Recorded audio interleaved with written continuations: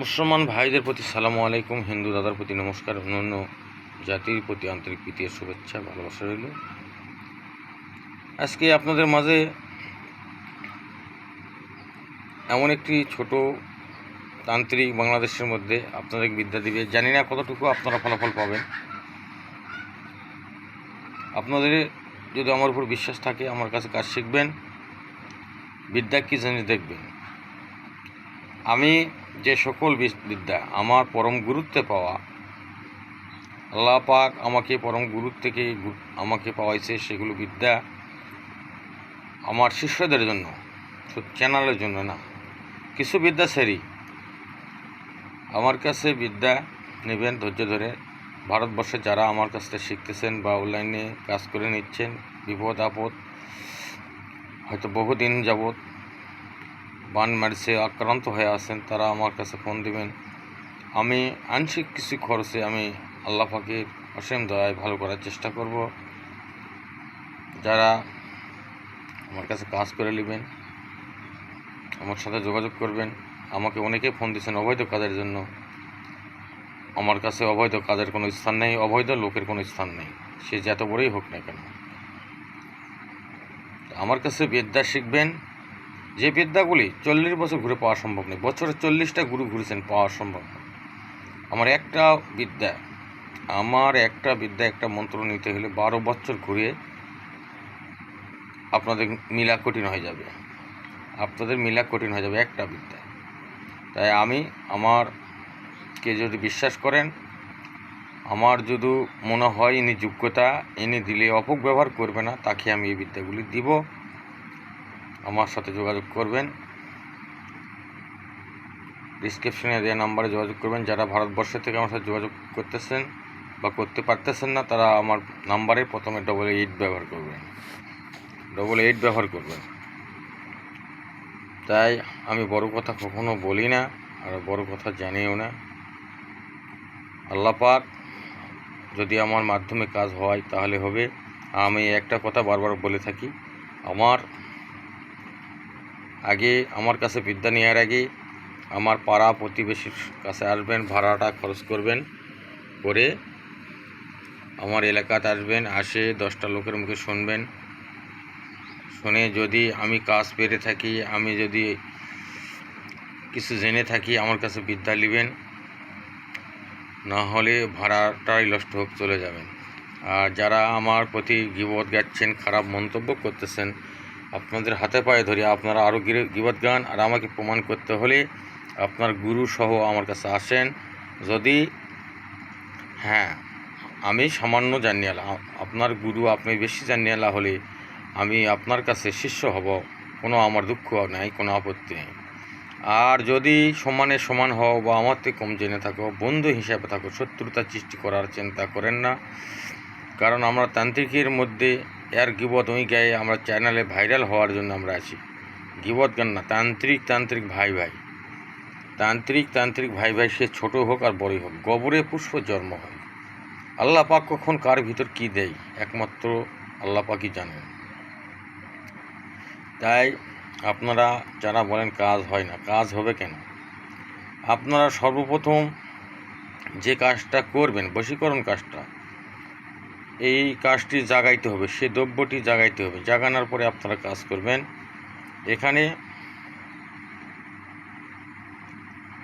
এখানে আপনাদের লাগবে,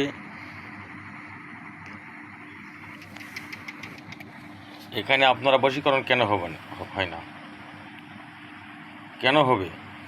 আপনারা তো বছরে বড় বড় যে গুরুরা কথা বলতে পারে, ইউটিউবে ঝড় কোবায়, আপনারা সে লক্ষ লক্ষ টাকা ঢালে পরে আমাকে ফোন দিয়ে বলেন যে গুরুজি অমুক গুরুর কাছে গেছিলাম। আপনারা গেছেন, আপনাদের টাকা আছে, আপনারা গেছেন, তাতে আমার কি? আপনাদের টাকা আছে, আপনারা দিয়েছেন। আমার কাছে তো টাকা আমি চাইও লই না, আর আমার কাছে তো আপনারা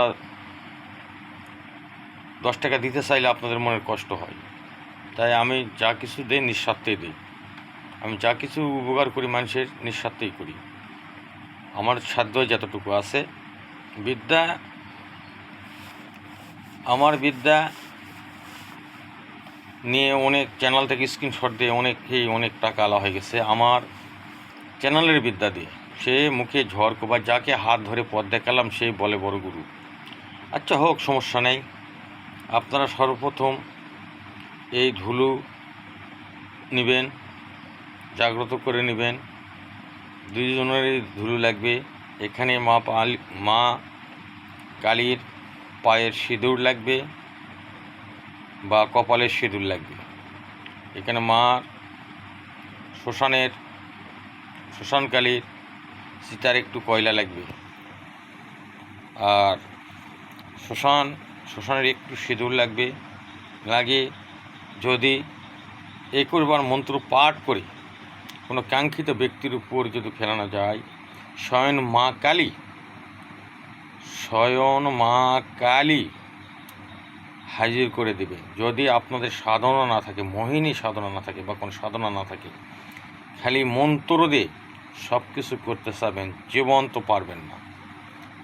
আর এগুলো নিতে হলে গুরুর শক্তি লাগবে, আপনার গুরুর দোহায়ের শক্তি লাগবে। আপনার গুরু যদি সঠিক হয় থাকে, আপনার গুরু যদি মিথ্যা কথা না বলে, আপনার গুরু যদি হারাম না খায়, আপনি যদি হারাম না খান, আপনার জিহ্বা যদি ভালো থাকে, আপনার গুরুর দোহায় কাজ হবে, আপনার মুখের মন্ত্রতে কাজ হবে। আর আপনার মুখ যদি ভালো না থাকে, আপনার চরিত্র যদি ভালো না হয়, মিথ্যা কথা খাও, সবসময় হারাম খাও, সবসময় মিথ্যা কথা খাও, গুরুর সাথে মিথ্যা কথা খাও, গুরুর সাথে ধোকা দিছ, গুরুকে ধোকা দিছ তুমি, তোমাকেও আল্লাহ ধোকা দিবে বা দেবতারা ধোকা দিবে। তাই আমার কাছে যদি কারো ভালো না লাগে, স্বেচ্ছায় চলে যাবেন। কারণ আমি